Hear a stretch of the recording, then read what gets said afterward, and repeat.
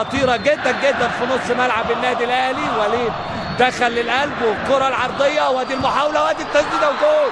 تسديدة وجول ابو العلا في اللقطة رقم 34 بيستغل الاندفاع الهجومي لفريق انبي وبيحط تسديدة صاروخية لا تصد ولا ترد، ويتقدم انبي عن النادي الاهلي بهدف مقابل لا شيء.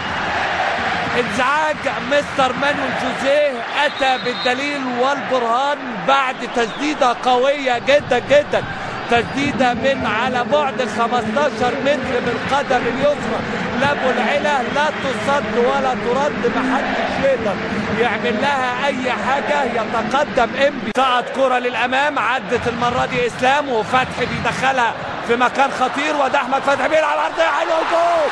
جول جول جول جول دومينيك دي سيلفا.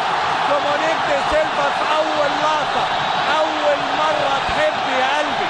دومينيك دي سيلفا في اول لقطه في الدقيقه 49 يعود بالمارد الاحمر من اول جمله واول لقطه واول هجمه منطقيه للمارد الاحمر في هذا اللقاء.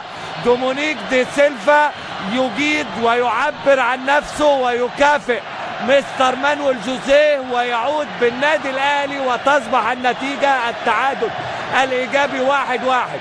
بص شوف احمد قائم، وشكري هينفذ الضربه الحره المباشره، بيلعبها في القلب، وادي اللمسه، وادي لمره ثانيه المتابعه. دومينيك يقدر وبيركن واحده وجول.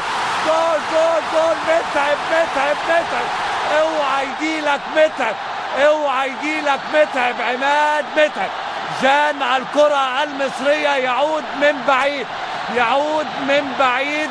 عماد متعب هداف من الهدافين الكبار، بيضع هدف من الماس، بيضع هدف من الماس، ويتقدم بالنادي الاهلي 2-1. كرة من دومينيك دي سيلفا على رأس عماد متعب اللي انتظر طوال 70 دقيقة مختفي في أحداث اللقاء، ولكن مع اللقطة الأولى والتحرك الأول والهداف هداف.